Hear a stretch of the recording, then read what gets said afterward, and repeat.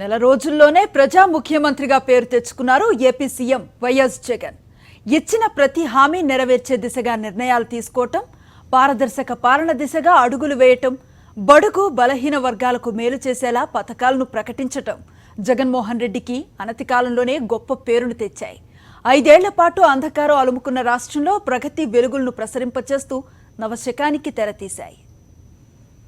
Manifesto తనకు Bible, Quran, Bhagavad Gita వంటిదని ముఖ్యమంత్రి జగన్ ప్రకటించారు. పార్టీ శాసనసభాపక్ష సమావేశం, తొలి మంత్రివర్గ సమావేశం, జిల్లా కలెక్టర్ల సమావేశంలోనూ అదే విషయాన్ని పునరుద్ఘాటించారు. మేనిఫెస్టోలో ప్రకటించిన నవరత్నాల పథకాల్లోని అంశాలను ఫోటో ఫ్రేములు కట్టించి మరీ తన కార్యాలయంలో గోడలకు అలంకరించారు. ప్రతి కలెక్టర్, ప్రభుత్వ ఉన్నతాధికారుల వద్ద మేనిఫెస్టో కాపీలు ఉండాలని స్పష్టం చేశారు. మేనిఫెస్టో అమలుకు కట్టుబడ్డారు. ముఖ్యమంత్రి వైఎస్ జగన్ తన తొలి నెల రోజుల పాలనలో తనదైన ముద్ర వేశారు. జగన్ నెల రోజుల పాలనపై సర్వత్రా హర్షం వ్యక్తమవుతోంది.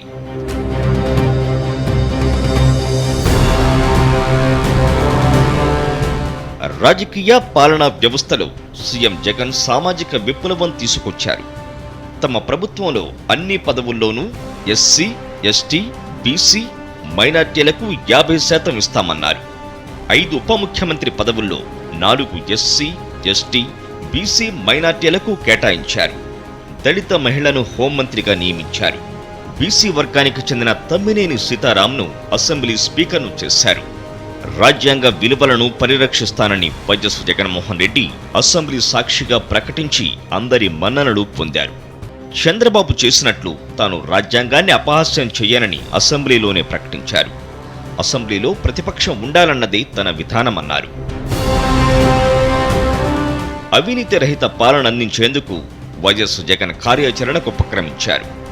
అదే విషయాన్ని ఇటు మంత్రివర్గ సహచరులకు, అటు అధికార యంత్రాంగానికి తేల్చి చెప్పారు.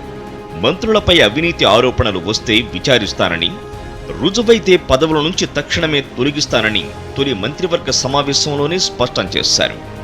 ఐఏఎస్, ఐపీఎస్ల నుంచి కింది స్థాయి ఉద్యోగుల వరకు ఎవరు అవినీతికి పాల్పడినా సహించేది లేదన్నారు. శాంతి భద్రతల పరిరక్షణ విషయంలో రాజీ పడొద్దని పోలీసు అధికారులను ఆదేశించారు. ప్రజలకు నీతివంతమైన పాలన అందించేందుకు వైఎస్ జగన్ ప్రభుత్వ యంత్రాంగాన్ని ఉరకలెత్తిస్తున్నారు.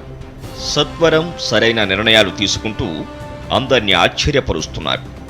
తన మంత్రివర్గ తొలి సమావేశంలోనే 50 కీలక నిర్ణయాలు తీసుకోవడం పాలనలో ఆయన వేగానికి నిదర్శనం.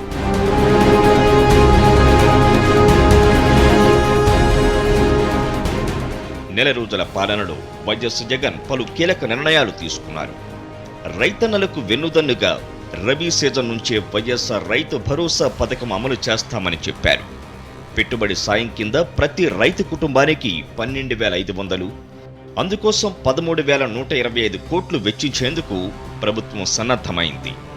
పంటలకు కనీస మద్దతు ధర అందించేందుకు 3,000 కోట్లతో మార్కెట్ స్థిరీకరణ నిధిని ఏర్పాటు చేశారు. సీఎంగా ప్రమాణ స్వీకారం చేసిన వెంటనే పింఛన్ల పెంపుపై తొలి సంతకం చేశారు వైఎస్ జగన్. పింఛన్లను దశల వారీగా 3,000కు పెంచుకుంటూ పోతామన్న ఎన్నికల హామీని అమలు చేస్తూ తొలి దశలో పింఛన్ను 2,250కి పెంచారు. వృద్ధాప్య పింఛన్ల అర్హత వయస్సును 65 ఏళ్ల నుంచి 60 ఏళ్లకు తగ్గించారు. డయాలసిస్ చేయించుకుంటున్న మూత్రపిండాల వ్యాధిగ్రస్తులకు పింఛన్ను నెలకు 3,500 నుంచి ఏకంగా 10,000కు పెంచారు. ఆశా వర్కర్ల జీతాలు 3,000 నుంచి 10,000కు పెంచారు. అంగన్వాడీ కార్యకర్తల జీతాలు 11,500కు పెంపు, పారిశుద్ధ్య కార్మికుల జీతాలు ఏకంగా 18,000కు పెంపు, హోంగార్డులు, డ్వాక్రా యానిమేటర్లు, రిసోర్స్ పర్సన్ల జీతాలు సైతం పెంచి అందరి మన్ననలు పొందారు.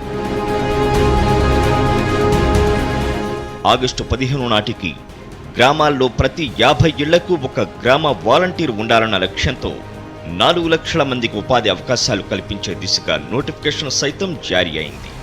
జనవరి 26 నుంచి అమ్మఒడి పథకాన్ని అమలు చేయనున్నారు. ఉద్యోగులకు 27% అయ్యాన్ని ప్రకటించారు వైఎస్ జగన్. అక్టోబర్ 1 నాటికి మద్యం బిల్టు దుకాణాలు పూర్తిగా తొలగిస్తామని హామీ ఇచ్చారు. వచ్చే ఉగాది నాటికి రాష్ట్రంలో అందరికీ ఇంటి స్థలాల పంపిణీ చేస్తామని ప్రభుత్వం ప్రకటించింది. వ్యవసాయానికి పగటిపూట 9 గంటల విద్యుత్ సరఫరాకు ఇప్పటికే చర్యలు చేపట్టారు. అపర భగీరథుడిలా మహానేత వైఎస్ రాజశేఖర రెడ్డి ప్రారంభించిన జలయజ్ఞం స్ఫూర్తితో రాష్ట్రంలో సాగునీటి ప్రాజెక్టులకు ముఖ్యమంత్రి వైఎస్ జగన్ అత్యధిక ప్రాధాన్యమిస్తున్నారు. పోలవరం ప్రాజెక్టును సందర్శించి వాస్తవ పరిస్థితిని స్వయంగా తెలుసుకున్నారు. నీటిపారుదల రంగంపై అధికారులతో సమీక్ష నిర్వహించారు. రాయలసీమ జిల్లాలతో పాటు నెల్లూరు, ప్రకాశం జిల్లాలను సస్యశ్యామలం చేసేలా వైఎస్ జగన్ గొప్ప నిర్ణయం తీసుకున్నారు. గోదావరి నీటిని శ్రీశైలానికి మళ్లించేందుకు తెలంగాణ ప్రభుత్వంతో సంయుక్తంగా కలిసి పనిచేయాలని నిర్ణయించడం పట్ల జాతీయ స్థాయిలో హర్షాతిరేకాలు వ్యక్తమవుతున్నాయి.